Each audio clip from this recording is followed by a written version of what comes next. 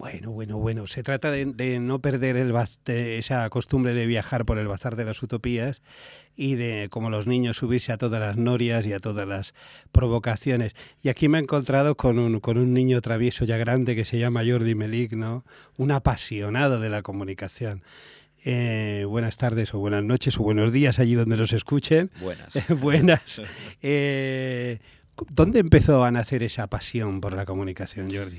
Pues mira, si te tengo que decir la verdad, que se tiene que decir la verdad, ¿no? Solo faltaría. Bueno, se puede mentir, como pues en todos no, los tribunales.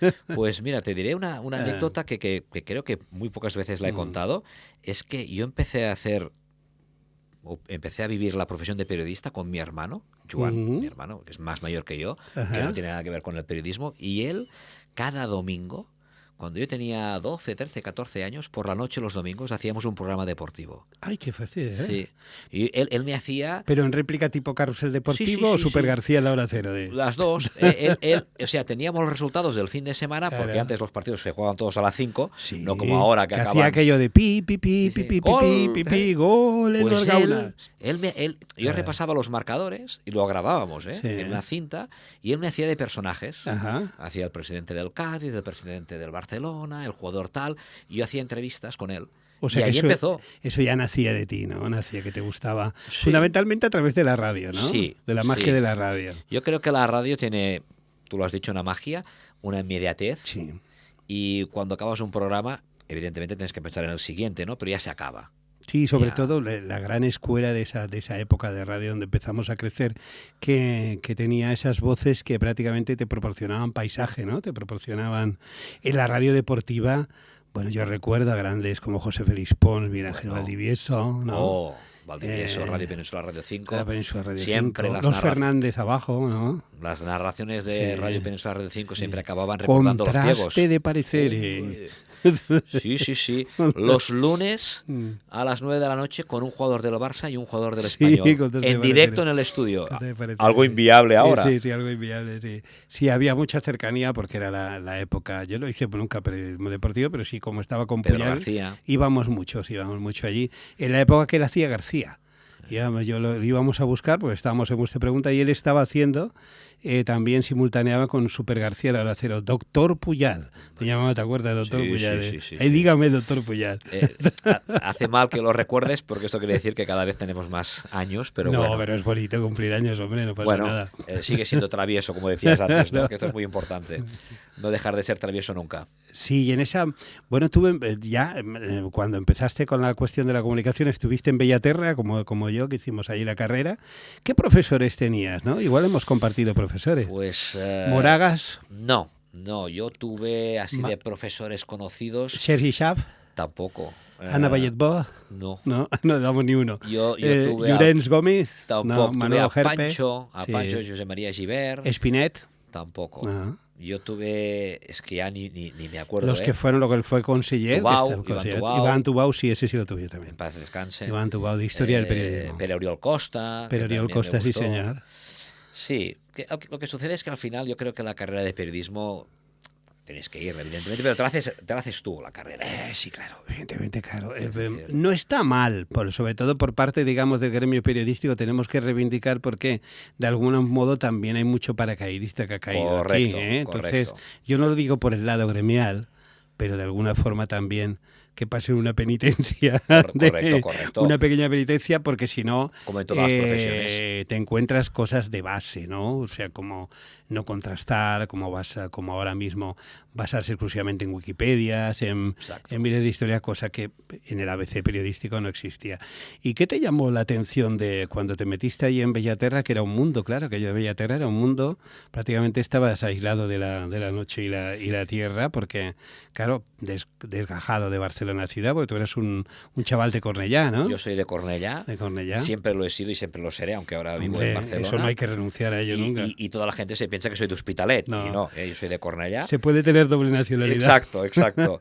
Y, hombre, sí que es cierto que Bellaterra queda fuera de... Sí, que era un mundo. Tienes que coger los ferrocarriles en aquella época. Yo creo que esa carrera lo que hace es que empiezas a madurar como persona, ¿no? No, y a mí al menos sí me ayudó, supongo que a ti también, en crear lazos con compañeros futuros. Muy importante. Eso sí era importante. Muy importante. Claro, los que te rodean serán tus compañeros futuros, que de alguna forma era la correa de transmisión. Exacto. Bueno, luego ya con los años es la competencia, pero, claro, pero por lo menos es la posibilidad de puerta de entrada. La puerta de entrada para poder estar los medios, que siempre han sido difícil acceder a ellos. De hecho, yo entré en Radio L'Hospitalet porque había una compañera, la Loli Franco, que estaba en Radio L'Hospitalet, y me dijo, oye, que falta uno de deportes. Pues que era compañera tuya de promoción. De promoción de periodismo. Claro. Estaba en Radio L'Hospitalet y falta alguien de deportes. Bueno, yo no sabía nada. Tú entraste en Radio Hospitalet cuando todavía no estaba ahí cerquita de casa donde vivía en Fraser Macià, ¿no? Estaba antes o ya cuando estaba en Fraser Macià. No, yo entré en Radio Hospitalet cuando estaba en Can Serra. En Can Serra, sí. En la calle, no me acuerdo cómo se llama la calle que estaba. No me acuerdo. Hace tanto tiempo. Pero yo entré para sustituir a un compañero, a Boiza, y luego...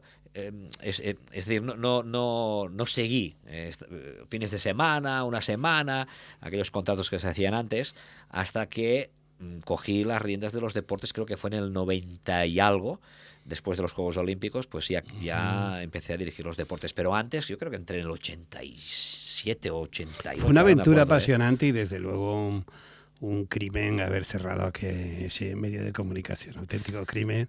Una de las cosas porque además, ahora cuando he repasado la historia, yo no estaba viviendo ahí por entonces, pero cuando me contaron la historia, compañeros o gente que han trabajado allí, se ve que hubo que si cierro, que si no cierro, que si dejo de cerrar, el baile un poco de Sambito de Calle Mulí, Can Serra, ahora me acuerdo, Calle Mulí. Sí. Mira, yo cuando cerró... Porque iban a cerrar la tele también. La televisión cerró. Lo que sucede es que cuando cierra la televisión, como la llevaba una productora, igual la sangría no es tan local, porque los periodistas de la televisión del Hospitalet no se habían formado en Hospitalet, sino que era una productora que traía... Eso se nota, son amigos y se lo digo porque se nota. Exacto.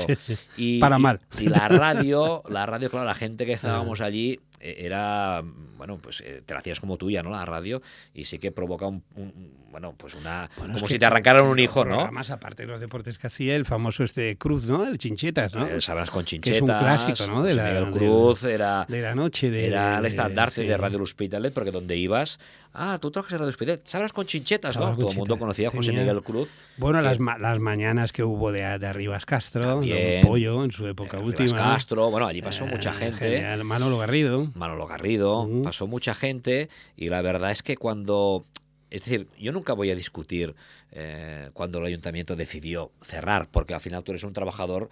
Hombre, no quieres que se cierre. Bueno, pero... ya sabes cómo funcionan los grupos mediáticos. Tampoco puedes decidir nada. O lo tomas o lo dejas, ¿no? Claro. O sea, no hay... sí que a mí me sale mal pero no hay un medio. No hay razón objetiva para no tener una radio Hospitalet. Correcto. Pero cuando cierras un medio... No hay justificación presupuestaria. Vamos. Correcto. Sí, porque además la radio era el chocolate del loro, como se dice, ¿no? Pero al final, cuando se cierra un medio, yo creo que no es que se cierra un medio, que sí, que se cierra un medio, ¿no?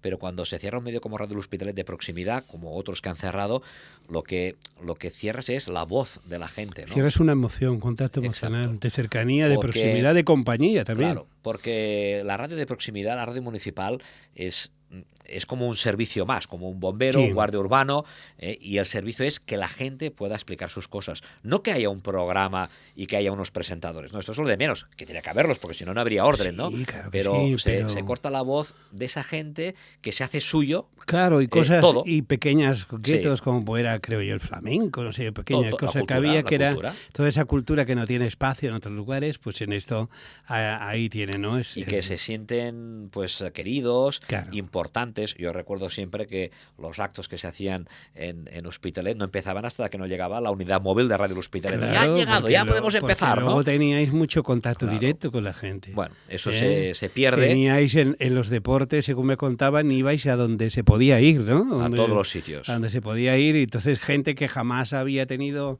el respaldo, qué sé yo, de béisbol, de básquet, de lo que sea, pues de repente veían a alguien y eso les animaba, ¿no? A mí me hacía mucha gracia cuando a veces ibas por la calle y siempre recuerdo a una señora que me paró. ¡Ay! Gracias a ti pienso que mi hijo es el Messi. Claro, y mira, la señora no sabía quién era, ¿no? Y era la madre de un jugador de la Unificación Bilbiche que había marcado el gol del ascenso a Primera Territorial. Y lo habías cantado. Y claro, habíamos explicado y el jugador, claro, estaba feliz. Y ese jugador en ese momento era nuestro Messi. Claro, era nuestro Messi. Es tan bonito eso, pues una cosa de cercanía, de proximidad tan bonito.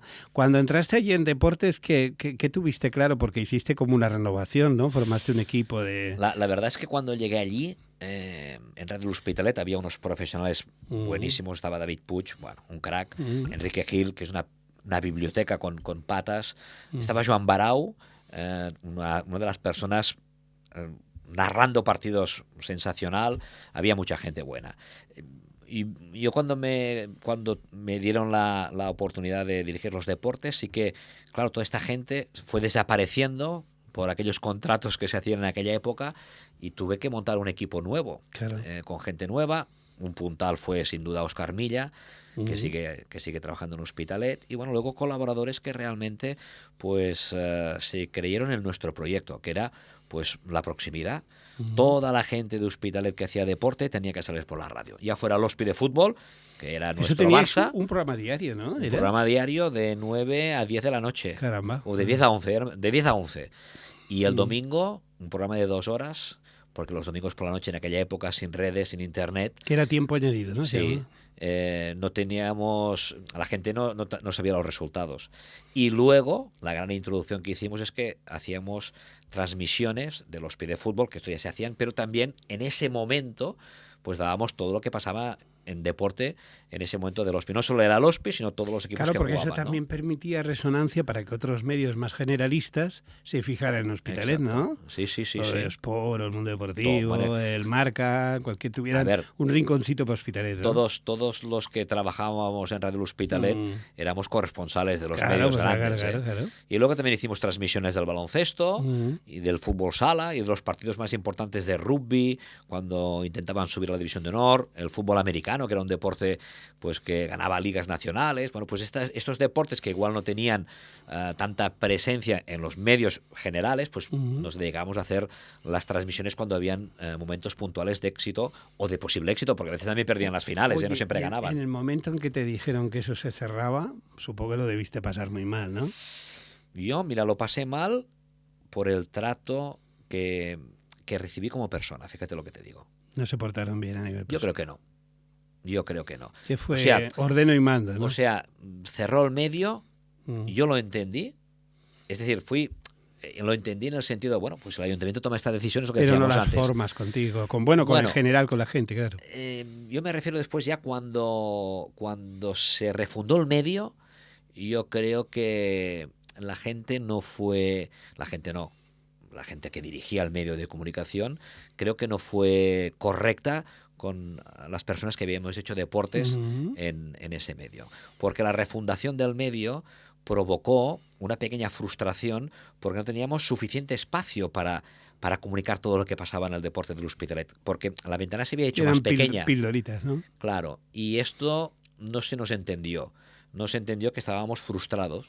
Y alguno lo malinterpretó, alguno o alguna lo malinterpretó pensando que ahí para mí hay un error en medios locales, es decir, cuando se externaliza, cuando veo una productora muy conocida o conocidas o no conocidas, con buenos profesionales, con excelentes profesionales, pero que vienen a Hospitalet de visita, no es de dentro a fuera, es de fuera a dentro. No es que haya que pedir un carnet de Hospitalet. No. Pero tú ya sabemos lo que decimos, claro, sí. Porque de alguna forma lo noto en la televisión de Hospitalet, y eso que me tratan fenomenal, tanto Alsina como Montesinos me llevan casi todos los años. Porque esta gente es de los medios antiguos. De los medios antiguos. Pero aún así, lo comentamos también, notas como una separación entre la gente y la televisión. Pero esto lo provoca la televisión, ¿eh? Claro. Bueno, tú que conoces a todos los medios, porque tú eres un crack de esto, la radio y la prensa te permite, cuando estás con los invitados... Pero podría tener oportunidad de cercanía la televisión. También. Incluso por su propio enclave, que está en el corazón básico, tener una actividad determinada. Pero bueno, no vamos a meterlos con esto. Y más porque al final... hay que remar en la misma dirección, claro. Y yo doy mucho mérito, y desde aquí, pues... y son excelentes profesionales, ¿eh? Es decir, cuando una persona que trabaja en los medios de comunicación del Hospitalet se cierra el medio, tienes que refundar y tienes que volver a empezar, y no con la eina primaria que era, la herramienta primaria que era la radio, sino que tienes que reconvertirte en hombre de televisión. Veo menos operativo es el periódico papel. No le acabo de ver el guirigay del asunto, porque es una manera de entrar en todas las casas, porque esto se reparte en todas las casas. Bueno, es un refuerzo. Luego se puede mirar la utilidad, ¿no? Pero es un refuerzo informativo que llega a casa. Pero es cierto que se ha perdido un poquito esa conexión con la ciudadanía. Y sabe mal, porque los profesionales que están allí dentro esto lo sufren. Sí, porque además no se conoce, es decir, sí se conoce y no se conocen, pero no hay una intercomunicación. Y ya te digo, son excelentes. En particular, soy muy amigo de Montesinos y de Alsina, son excelentes profesionales, hacen unos programas impecables desde ese punto de vista, y los otros en general, Toril y toda la gente lo hace muy bien. Sí. Bueno, tú, aun cuando lo dejaste, pero sin embargo los deportes han estado en tu corazón, aunque luego has tenido que evolucionar, y ahí yo te escucho en el Tochira, que es una especie como de carrilet, ¿no? Bueno, yo diría que cuando, pues yo dejo los medios locales y vengo aquí a Torrebarrina, donde hacéis este fantástico podcast, pues surge una llamada de Cataluña Radio, porque al final es lo que decías tú antes, ¿no? Radio L'Hospitalet era un poquito, cuando querían saber algo de Hospitalet, los medios generalistas pues nos llamaban, iban ahí, claro. Y me llamó Ricard Torquemada, que desde aquí, si escuchas, se lo agradezco. El catedrático Torquemada. Exacto, y me dijo, Jordi... Con Joaquín, con Puyal, estaba mucho tiempo. Exacto. Ricard, pues mira, al final haces amistad con toda esta gente, y él, cuando se enteró que dejé la radio, me dijo, ven a hacer fútbol catalán en el Tot Gira. Una sección. Y te lo juro que primero le dije que no. ¿Por qué? Y te lo digo, porque dirás, ¿por qué, Jordi? Porque pensé, toda mi vida trabajando el fin de semana. Yo toda mi vida, deportes... Pero eso que haces es casi una excursión, es un crucero pagado. Ya, pero dije, no. Primero dije, ostras, déjamelo pensar. Y mi esposa, Gemma... Sensata. Me dijo, ¿qué quieres pensar? Digo, no, más Gemma, que ahora tenemos caps de semana libres y tal. Porque te puede acompañar, ¿no? Claro, di que sí, y hace un año, ¿no? Pues mira, ya llevamos 11. Claro, pues una actividad, fíjate que luego han seguido, porque de hecho el programa que hace Fité y Mar, ¿cómo se llama? Mar Marvá, no deja de ser un poco el eco de lo que tú haces.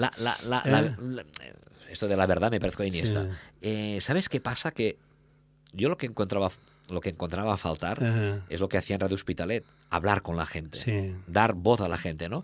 Y con esto que hacemos en el fútbol catalán es lo mismo, pero bueno, el territorio se ha ampliado, ¿no? Porque Cataluña es más grande que Hospitalet, es obvio, ¿no? No, una gran cantera de equipos, y sobre todo que das a conocer también lo que es el pueblo, lo que es el lugar, etc. Iván Tubau siempre nos decía, los periodistas tienen que ser contadores de cosas. Claro. Y esto es lo que hago. Claro, contar cosas que pasan en el estar fútbol. Antes de Teletipo ahora no puedes estar con el internet pegado. Tienes que salir a la calle que te dé el aire y atraer el aire de la calle, ¿no? De historias muy bonitas y bueno, haces feliz a la gente explicándolas, pues bueno, pues vamos allá. Y ya está. ¿Y no has pensado hacer algún librito con todo eso, que sería interesante? Seguro que lo has pensado. ¿Sabes qué pasa? Que antes te decía, la radio es la inmediatez, y cuando acabas de hacer radio te vas a casa, ¿no? Un libro requiere, y tú lo sabes, de un trabajo, ¿no? Pero seguro que te traes muchos apunttes de estas cosas, ¿no? Mira, mejor que me los quede. Sí, porque al final igual, no sé... Es un valor documental. Sí.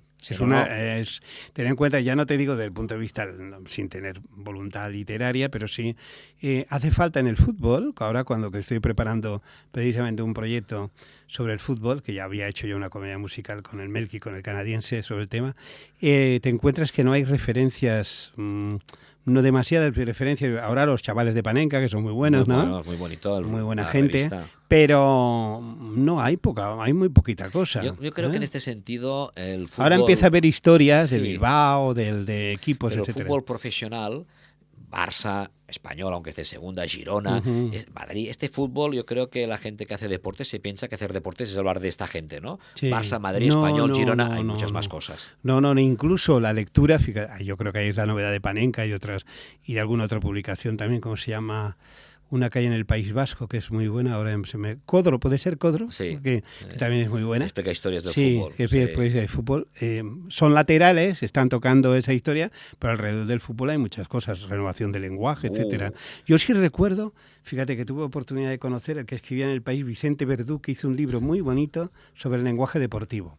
asociado a lo que es, y ahora lanza el bombardazo, ahora lanza el cañonazo, ahora ataca por el disparo en el ángulo corto o el ángulo largo. Asociándolo. Y ojo que ahora pues hay la presencia y a la hora del deporte femenino. El Barcelona, por ejemplo, de fútbol es un referente que arrastra pero en general, a mucha ahora gente, ya en general deporte. Y evidentemente tenemos que tener una visión de género también a la hora de hacer periodismo, más allá de habrá periodistas mujer y periodistas hombres buenos. Sí, pero yo he conocido mujer y hombre, en la cantera malas, catalana, ¿no? ya desde hace tiempo, desde que empezó, ¿cómo se llamaba? La Pedemonte, la Ima Pedemonte, la Pilar Calvo. La que fue pareja de Martí Pararnau, la de... No me acuerdo del nombre, que estaba en Radio Barcelona, que fueron pioneras, y luego ya, pues, Caracarreras, a la cantidad de gente de... Hospitalet salió Rosa Gordillo, que era una Rosa crack. Gordillo. Que realmente... la tuvimos unos años en Radio L'Hospitalet y ella siempre decía, yo voy a trabajar a Cataluña Radio, no era su objetivo, ¿no? Y llegó a Cataluña Radio, fue una grande, ¿no? Sí, bueno, Cataluña Radio ahora está lleno de del mar, en fin, un montón de historias. Pero claro, tú aterrizas en Torrebarrina, que es una experiencia pionera, ¿no? Extraordinaria, que no hubieras pensado que diera para tanto, ¿no? No, yo cuando aterricé en Torrebarrina casi era un castigo, ¿no? Aterrizar aquí, ostras, todo nuevo. Aquí estaba trabajando Rosa Salguero, que fue la primera coordinadora, que ahora ha vuelto, bueno, ya hace tiempo volvió a los medios del Hospitalet, y estaban Carles Marquès y Albert Pujol, que elaboraban técnicamente pues todo lo que hay en Torrebarrina, ¿no? Yo llegué aquí y digo, ¿yo qué hago aquí? ¿Qué haré aquí? ¿Cómo conseguiste empezar a virar para que estuviera más encarnado con Hospitalet, vamos, más incardinado? O sea, yo aterricé aquí también porque buscaron mi vertiente, por decirlo de una manera, de aprendizaje, ¿no? Yo había trabajado durante 2 años en la UIC, sustituyendo a un compañero de Palafrugell, me hice de profesor, y allí dijeron, pues tú tienes que hacer también de profesor aquí en Torrebarrina, ¿no? Pero claro, ¿profesor de quién? Si no teníamos... Tenías que ir aprendiendo también muchas cosas, claro. Y no teníamos clientes, ¿no? Pero... Y yo creo que Torrebarrina, su éxito, si es que hay éxito, que yo creo que sí. Sí, lo es, sobre todo resistir en un equipamiento. Yo creo que es que hemos sabido actualizarnos con los tiempos que corren, y hemos sabido también dar salida a toda la gente como vosotros, ¿no? Que reclamabais un espacio para realizar... Para poder contar cosas de otra manera, ¿no? Y que tuviera un impacto en la sociedad. Aquí no puede venir Spielberg. Que pudiera volcarse en una historia y pudiera tener también eco y de esta maravilla que es la radio, por ejemplo, pues aquí hemos hecho pues una herramienta de aprendizaje para todos los coles que vienen por las mañanas, que vienen 33 centros educativos de L'Hospitalet, pasan cada año por Torrebarrina, que se dice rápido, pero 33 son muchos. Y luego toda la formación que hacemos con entidades y asociaciones para que hagan sus podcasts de radio, y luego la gente como vosotros, que sois autónomos y que ya tenéis la capacidad para hacer el programa, ¿no? Bueno, pues acercar, lo que decíamos antes, somos un servicio público, acercar esto a la gente del Hospitalet, en este caso en la basante de radio, pero también hay el plató, también hay salas de informática para que la gente las pueda utilizar. Yo creo que el servicio está, creo que cubriendo las expectativas creadas por encima, ¿no? Porque era muy difícil arrancar. Y a ti te sigue entusiasmando cada día los nuevos proyectos, ¿no? Sí. Bueno, como siempre decimos, buenas noches, buenos días, no sé qué hora estamos. Hoy que estamos haciendo este podcast, esta mañana hemos tenido alumnos con dificultades de aprendizaje. Y han hecho 2 podcasts de radio, uno de música y la otra hablando de las problemáticas que tienen los jóvenes con la droga, el tabaco, que cuando sales de hacer el programa dices, mira, si ha valido la pena, para algo, ¿no? Primero para que ellos reflexionen, se sienten ¿no? reconocidos también, ¿no? Luego para que sepan que tienen talento. Yo siempre digo que toda la gente tiene talento, pero tenemos que buscar el talento. Yo no puedo estar en casa y tú lo sabes. Hay muchísimo talento, claro, talento, y sobre todo lo triste es que el talento, sobre todo por condiciones sociales, ¿no? Y por anímicas sociales, porque van un poco asociadas, claro, cuando tú te ves en un medio, bueno, voy a hacer esto, pero esto parece imposible, ¿cómo voy a cruzar esa barrera? ¿Cómo voy a llegar a ese punto? Facilitarles, claro, ese primer impulso, el primer empujón, que es importante para que por lo menos ellos se sientan satisfechos en su iniciativa y tengan la posibilidad de valorar esa expectativa, ¿no? De valorar esa expectativa fantástica que puede hacer. Bueno, Hospitalet es una ciudad muy curiosa, ¿no? Es decir, porque yo siempre digo que es un poco un Hospitalet a dos velocidades. Hay un Hospitalet, yo, al menos el que vivo al lado de la Ciudad de la Justicia, que parece eso, ni los que conocimos el barrio, parece un pequeño Manhattan ahí. Nunca hemos visto tanto restaurante y tanto hotel junto, casi nos da no sé qué.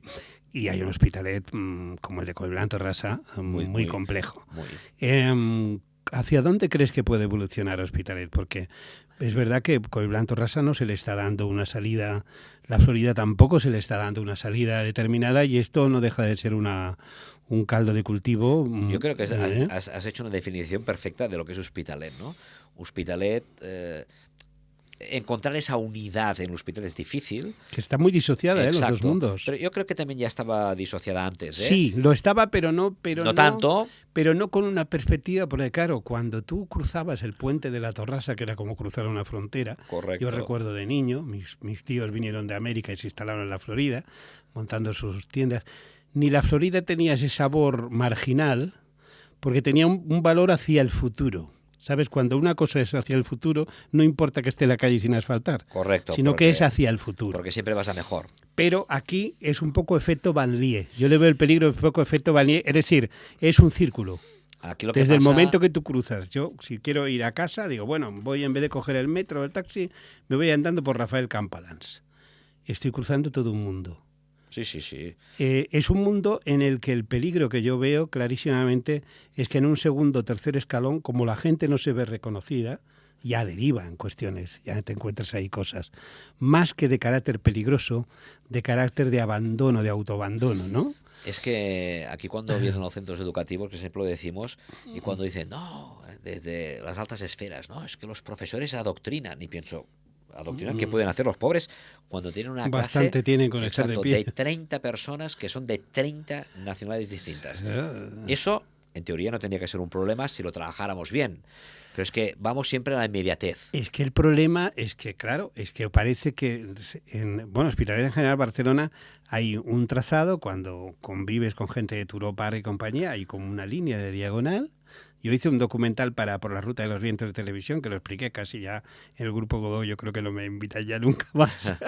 Entonces, el escalonadamente, como iba subiendo Barcelona escalonadamente, pues, de tal manera que no se intercomunican salvo para, digamos, excursiones golfas, como podía ser excursiones de la Rambla. Correcto. Pero luego regresan a sus baterías de historia. Y entonces parece como que deliberadamente se dejan caer zonas, ¿no? Se dejan caer zonas. Me da mucha pena con una Torrassa en la Florida por las conexiones familiares que he tenido, porque el Torrassa, sabes que fue el balón de oxígeno de la exposición del 29. Allí fueron los murcianos que estuvieron trabajando 24 horas para hacer la Plaza de España y el Museo de Leto. Y que hay mucha cultura interna, y esto se tiene que respetar, ¿no? Y ahora estamos en un momento, yo no asocio, inmigración con que haya problemas y que haya... Pero sí que se tiene que gestionar bien, ¿no? Y al final, pues es lo que decíamos antes, tú vas a un centro educativo y todos son gente de fuera que intentan evidentemente educarse, que solo faltaría, pero esto es un problema para los profesores. Claro, pero es que el contraste es espectacular. Claro. Yo ahora mismo salgo de mi casa y este ejercicio lo hago, y yo creo que es obligación nuestra en los podcasts hacer esto, no porque hagamos política ni nada, sino que estamos a pie de calle y queremos Hospitalet, ¿no? Salgo de mi casa, puedo ir a un hotel de 5 estrellas y puedo comer en un restaurante que me puede costar 100 o 200 euros. Y camino 500 metros hacia arriba y me encuentro casi en un gueto. O en una... Explíquemelo usted, ¿no? Bueno, esto es porque no se ha organizado bien el territorio, pero bueno. Bueno, hay un punto que tú, como trabajas tanto en comunicación aquí, yo creo es bueno reflexionar. No se le ha querido dar incluso por la propia Barcelona ciudad, aunque ha sido a veces dirigida por fuerzas teóricamente progresistas, no se le ha querido nunca dar entidad a Hospitalet. Bueno, esto lo habrás sufrido a veces a nivel incluso comunicativo, o cuando hayas llevado propuestas de Torrebarrina a colaboración, ¿no? La pertinencia, que no sé cómo decir en castellano esto, de ser del Hospitalet, es difícil de encontrar, ¿eh? Sí. Al final uno es de Collblanc, uno es de la Torrassa, uno es de Can Serra, pero aquello de decir un objetivo en común. Y, por ejemplo, cuando seguíamos el Hospitalet de fútbol, que se jugaba el ascenso a, yo qué sé, a segunda A, y veías 3.000 personas, decías, pero si esta es una ciudad de 250.000 personas, aunque no me interese el fútbol. Pero llegó a verlo. Yo recuerdo, mi padre me llevaba al viejo campo. Bueno, claro, porque... El viejo campo, cuando jugaba, creo, en segunda división era. Podía ser que jugaba Santos o Canario, uno de estos. Jugaba un jugador que estuvo en el Barcelona, no sé si Torres o Eladio. Alguno de estos, pero claro. Me recuerdo que sonaba la canción esa, Todo es posible, en América del West, de la comedia musical, de West Side Story. Y estaba lleno de gente de todos los barrios. Eso existió una vez. Bueno, ¿qué pasa? Que el Hospi... Ha habido un momento donde se empezó a cortar la tarta. El Hospi tuvo un error histórico, creo, que fue cuando se afilió al Español, ¿no? O sea, el Hospitalet fue el filial del Español, años 90... Que no digo que el Español sea un mal club, ni mucho menos, que la gente no se me enfade, pero tú, cuando te afilias al Español, no dejes de ser el filial de un club como el Español. Claro. Y eso toda la gente del Hospi, que era del Barça, evidentemente se marchó. Claro. Hubiera pasado lo contrario. Si yo soy del Español y el Hospi se afilia al Barça, pues todo el Español se marcha. Eso también pasó en el básquet, que llegó a tener... Yo llegué a estar en el pabellón del básquet que estaba abarrotado. Abarrotado, y esto... allí el Hospi hizo un error histórico, que hubiera pasado lo mismo si hubiera sido del Barça, que pasa que, claro, hay más gente del Barça que del Español. Esto es hechos constatables, ¿no? Yo creo que allí se perdió un poquito ese que yo soy del Hospi, porque ser filial del Español, cuando ya hacía tiempo que no lo eran, a veces ibas a un campo de fuera, vosotros sois el filial del Español. No, que hace 10 años ya que no. Claro, la cruz, ¿no? Y esto provoca pues que se desnate, ¿no? Es como la leche desnatada, pues bueno, provoca un poquito. Vamos a parar en esta primera, ¿no? Estamos ya en tiempo, ¿no? Vamos a hacer un parón en lo que yo digo, este parque de atracciones, y ahora retomaremos y seguiremos hablando. Tan apasionante es el tema de Hospitalet, yo creo que es urgente hablarlo, ¿no? Desde el punto de vista de comunicación, siempre educativo, y porque precisamente que el futuro quizá de Torrebarrina está en esa renovación, ¿no? En actuar como elemento también engrasador de toda esa historia. Yo siempre pienso, cuando viene una clase de 20 personas, que si solo una, aprovecha el hecho de venir a Torrebarrina y escuchar lo que decimos y le cambia su futuro, bien hecha la clase, ¿no?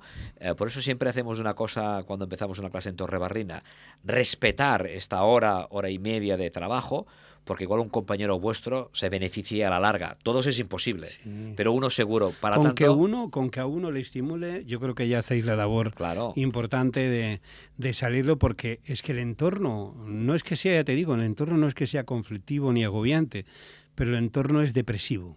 Y cuando tú entras en esa historia. Antes has dicho, se necesitan referentes y se necesitan espacios para que, y sobre todo que se pueda explotar el talento. Que la ciudad se crea a sí misma, porque es una ciudad fantástica de la que han salido. Yo no paro de encontrar gente que ha pasado por Hospitalet, o ha tenido relación con Hospitalet, o ha estudiado en Hospitalet desde, hace poco con Maricruz Soriano el Belloc, de deportes en Radio Hospitalet han salido Jordi Pons, David Puig, Lluís Izquierdo, Xavi Puig, Albert Ferran, Sergi Garcés, Rosa Gordillo.